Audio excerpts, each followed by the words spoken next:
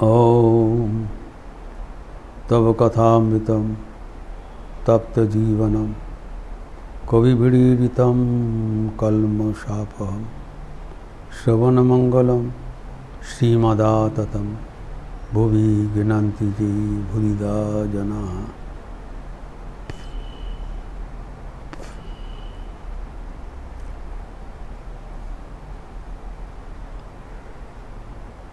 नंद बसु ने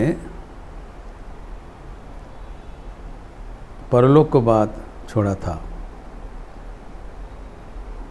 ठाकुर ने उसके ये प्रश्न को पहले ही खारिज कर दिया।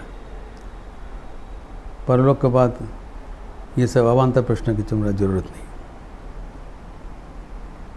ईश्वर लाभ करने के लिए आए हो, उससे ध्यान दो, क्योंकि ईश्वर लाभ हो जाने से और परलोक का प्रयोजन नहीं होता है। इसीलिए ठाकुर उसमें ध्यान देने के लिए इन लोग को प्रोत्साहित नहीं किया। परलोक उन्हीं लोग के लिए है जो ईश्वर लाभ नहीं करेंगे और ईश्वर लाभ करने के लिए इच्छुक नहीं है। ठाकुर भक्तगण से बात कर रहे हैं। They are not ordinary people. इन लोग मुमुक्षु है, ईश्वर लाभ करने चाहते हैं। तो ईश्वर लाभ के उपरांत परलोक का कोई अवान्तर हो जाता है, इरेलेवेंट हो जाता है। इसीलिए ठाकुर उनको चर्चा करने के लिए प्रोत्साहित नहीं किया और बता दिया कि ऐसी ईश्वर लाभ करना संभव है। प्रार्थना करने से, विश्वास करने से बहुत आसानी से मिल जाता है, लेकिन मन में कोई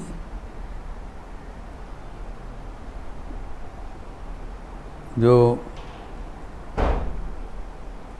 संकोच नहीं रखना चाहिए। मन का जो अंतर्बात है उससे हट जाना चाहिए। ऑलवेज है पॉजिटिव थिंकिंग। यद्यपि ठाकुर ये प्रश्न का सरासरी उत्तर नहीं दिया, he didn't give an direct reply, तब शायद उनको पता था कि भक्तगण इसमें तुष्ट नहीं होंगे, क्योंकि हमारा मन संशयात्मक है। कोई कोई ये सोचेंगे ठाकुर को शायद पता नहीं जो हमारा शास्त्र में क्या कहा गया, क्योंकि शास्त्र में तो परलोक के बाद भरा पड़ा हुआ है और ठाकुर उसको खारिज कर दे रहे हैं। तो हमारा जो विपरीत बुद्धि है, क्षुद्र मौन है, ये होना स्वाभाविक है कि ठाकुर इसका कोई ध्यान नहीं दिया। जैसे कि जब हठयोग के बारे में जोगिन महाराज ठाकुर को प्रश्न किया था, तो ठाकुर ने बताया ये सब तुम्हारा कोई ज़रूरत नहीं है, एकदम खारिज कर दिया।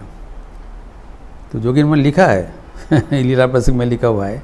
जोगिन महाराज कहते मैं सोचा ये व्यक्ति को हठयोग के बारे में कुछ जानकारी नहीं है, इसीलिए डिस्करेज कर रहे हैं। उनका बात नहीं सुना, तो जाके चुपके से वो जो हठयोग का प्रदर्शन कर रहे हैं वो बात जाके लाइन लगाया। ठाकुर पीछे पीछे जाके जो भीड़ में उसको पकड़ा, हाथ पकड़ा, तू यहाँ क्या कर रहे हो, चलो हमारा साथ, पकड़ कर ले आया। मजबूर होके आ गए, तब उनको शिक्षा दिया। तब जोगिन महाराज कहे तब पता चला अरे बाबा हम कितना गलती कर रहे थे। हठयोग में शरीर के प्रति ध्यान चला जाता है, ईश्वर से मन दूर हो जाता है, इसीलिए मना किया था। तो यहाँ पर भी ठाकुर कहते हैं कि नंद बसु को तो पहले नाराज कर दिया, लेकिन वो सोचा कि नंद बसु का जो प्रश्न का समाधान जब तक नहीं करेंगे उनका मन में शांति नहीं होगा, जबकि हमारा मन में होता है। तो अभी कहते हैं गीता और मौत, जो शास्त्र में कहा गया है, भगवद गीता में पूरा अनेक इसके बारे में चर्चा हुआ है। गीता और मौत मृत्यु काले जा भाव्य ताई हवे, संक्षिप्त समाधान उत्तर दे दिया, जो कि सार है। The essence of the transmigration of soul, the theory of transmigration of soul क्या होता है। हमारा जब देहांत हो जाता है तब उसके बारे में हमारा तो बहुत सी प्रश्न है, होना स्वाभाविक है, क्योंकि दिखाई नहीं पड़ता क्या हो गया। इसके बारे में विशद चर्चा हम लोग ऑलरेडी कर चुके हैं यहाँ पर।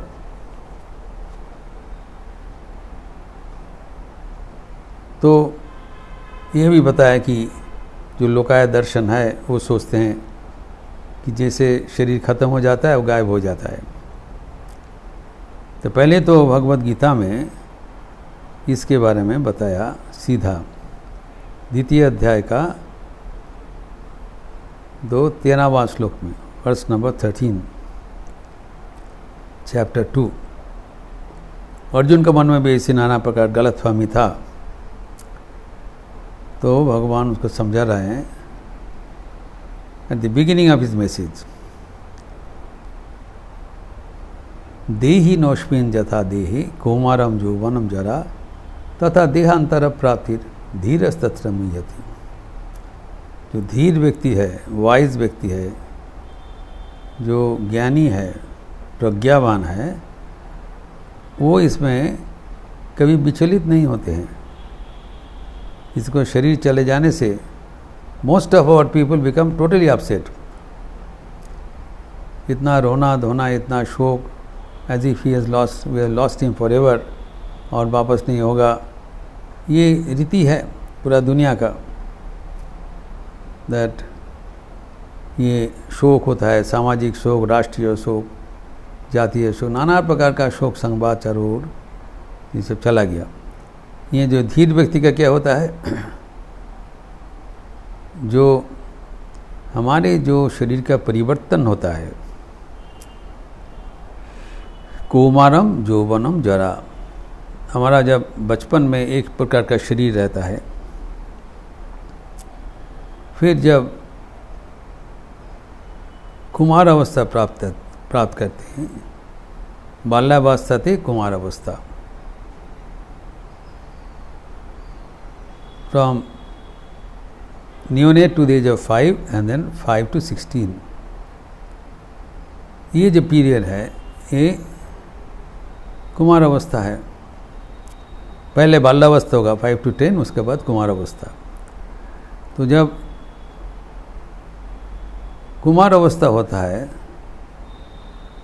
तब शरीर का कुछ परिवर्तन हो जाता है।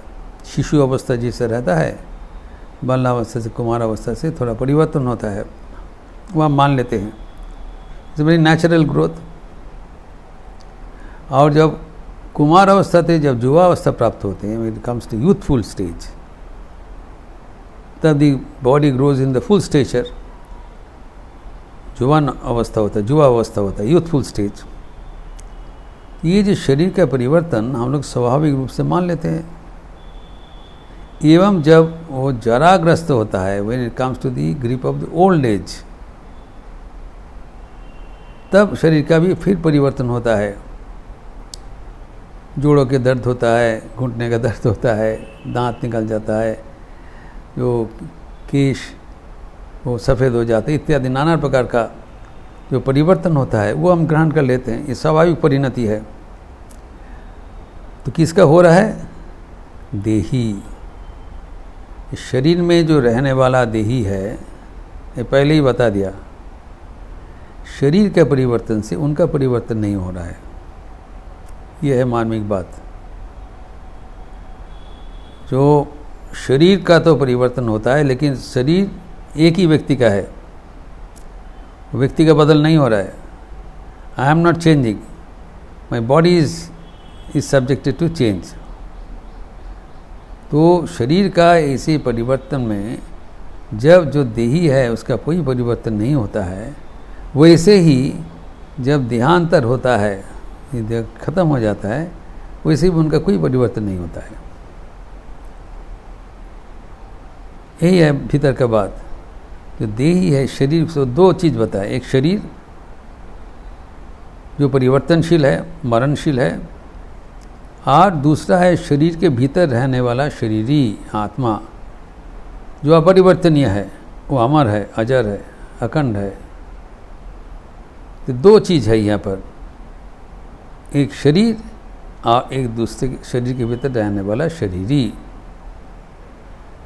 यहाँ पर भगवत गीता में 13th वर्ष में कहते हैं, जैसे जो देही का जो शरीर प्राप्त हुआ है वो परिवर्तनशील है, कुमार अवस्था, युवावस्था, जराग्रस्त होता है, वैसे ही जब देहांतर हो जाता है तब वो एक परिवर्तन है, देहांतर हो जाता है। और आखिर में क्या होगा, जातः से ही ध्रुव मृत्यु ध्रुव जन्म मृत्यु सचा। वो देहांतर के बाद पुनः जन्म ग्रहण करना पड़ता है। सीरीज भाई ये साइकिल, जैसे दिन और रात का साइकिल चल रहा है, वैसे ही जन्म होगा, उसका वर्धन होगा, उसका जराग्रस्त होगा, मृत्यु होगा, फिर जन्म होगा, इसे करते चलते रहते हैं। Goes on ad infinitum, this is the system. इस कड़ी में आता है दो पहलू, एक जीवलोक एक परलोक, एक इहलोक एक परलोक। इस परंपरा में, इस यात्रा में कुछ समय इस दुनिया में बिताना पड़ता है, कुछ समय अपरलोक में बिताना पड़ता है। तो देहीन उनका जो एग्जिस्टेंस है दो विभाग में विभाजित है, जन्म से मृत्यु तक इहलोक और मृत्यु से पुनर्जन्म तक परलोक। यह लोक का बात पूछा नहीं, यह लोक तो हम दिखाई पड़ता है क्या होता है। जब मृत्यु होने के बाद जब पुनर्जन्म होता है, बीच में क्या होता है, इसमें ही हमारा बहुत अनुसंधित है, वो होना स्वाभाविक है। उस समय में क्या होता है भाई बताओ तो, परलोक में क्या होता है हम लोग जानने चाहते हैं, क्योंकि उसी अनुसार हम लोग प्लान करते हैं।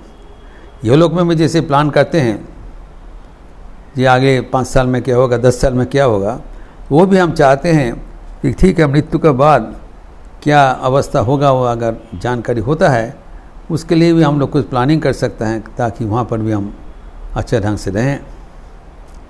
ये अनुसंधित्सा स्वाभाविक है फॉर जनरल पीपल। तो यहाँ पर जो ठाकुर इसके बता रहे हैं वो गीता का मत है कि जो अंतिम काल में जो चिंतन करके देहांत तो होगा, अगले जन्म वहाँ से शुरुआत होगा। वो चिंतन के अनुसार परवर्ती जीवन का गति प्राप्त होगा। थोड़ा समझने की बात है, हमारे ये जीवन में जो एक्युमुलेटेड कर्म है, सम टोटल जो हम लोग का जो कर्म राशि है, जो पिछले जन्म जन्मांतर का जो योगफल है टोटल, इसको क्यूमुलेटिव बैलेंस कहलाता है। इस जीवन का जो कर्म राशि और पिछले जन्म का जन्म जन्मांतर का कर्म राशि, जो कर्म का दो विभाजन है, एक अच्छा कर्म एक बुरा कर्म, सत्कर्म असत्कर्म। तो सत्कर्म के लिए पुण्य होता है, असत्कर्म के लिए पाप होता है। तो कर्म अनुसार जो पाप पुण्य का जो बैलेंस है, बैलेंस शीट, वो at the end of the life किया जाता है। और वो balance sheet will be the forwarding balance sheet for the next life. तो जमा खर्च करके जितने हैं खाता में, उतना ही परवर्ती जीवन में होगा। जैसे कि the account of this financial year will be forwarded to the account for the next financial year. The close, कल डिफरेंस क्या है, closing balance of this financial year will be the opening balance for the following financial year. ये बात है। जो 31 मार्च जो ending of the accounting year होगा, जो क्लोज जिस बैलेंस में करेंगे, जितना पैसा तुम्हारा खाता में रहेगा cash and bank, that will be the opening balance for the next financial year. जो 31 मार्च का जो अकाउंट होगा closing balance, that will be opening balance of 1 अप्रैल, परवर्ती दिन एग्जैक्टली दैट फिगर होगा।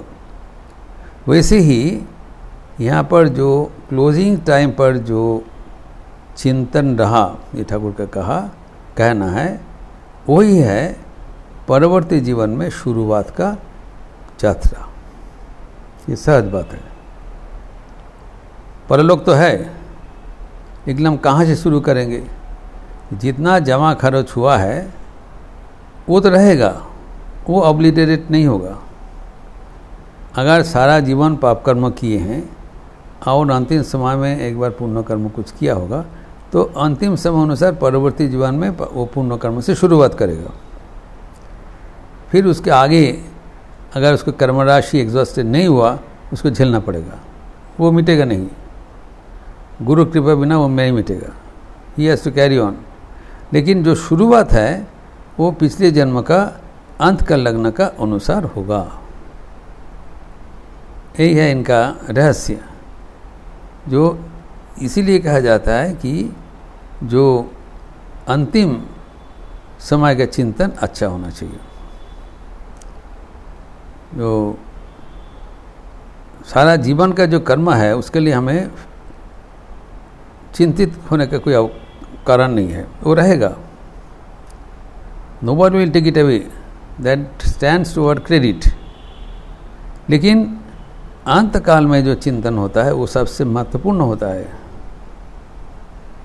इसीलिए हमारे परंपरा में कहा जाता है जपो तपो करो कि मोरते जान ले है। You to learn the we me taught the art of living, we should learn the art of death. Art of death ऐसे होना चाहिए ताकि मृत्यु काल में हमको ईश्वर का शरण हो जाए, क्योंकि ईश्वर के चिंतन करने से ईश्वरी चिंतन में होगा, ईश्वर के अनुसार ही हमारा गति होगा, इसमें कोई आचारा नहीं है। इसीलिए एक बालानंद ब्रह्मचारी श्रीमद स्वामी बालानंद ब्रह्मचारी के एक देवघर के एक प्रभाव है, जो जपा सुखपा अंत मतासु गता, अर्थात जो जप किए हो सत्कर्म किए हो वो सब संरक्षित है, वो कोई लेगा नहीं, that stands to your credit. लेकिन अंत मतासु गता, अंत काले तुम्हारा जो मति होगा, जो चिंतन होगा, उसी अनुसार तुम्हारा परवर्ती गति होगी, परवर्ती जन्म उसी समय से निर्धारित होगा। The last thought of this life will be the initial thought for the following life. यही है मामला, जो अंतकाल अनुसार परवर्ती जन्म होगा। इसका भगवद गीता का जो पुष्टिकरण है 8वें अध्याय में, उसका भी हम लोग चर्चा करेंगे। और ये बहुत रोचक प्रश्न है एवं प्रासंगिक प्रश्न है। हमारा जीवन का एवं मरण का क्षण में क्या होता है, इसीलिए ठाकुर इसको व्याख्यान किया है। इसका विशद चर्चा हम फिर आगे करेंगे। ओम शांति शांति शांति। हरि ओम तत्सत। श्री राम कृष्णार्पणमस्तु। अच्छा रहिए, स्वस्थ रहिए, आनंद में रहिए। नमस्कार।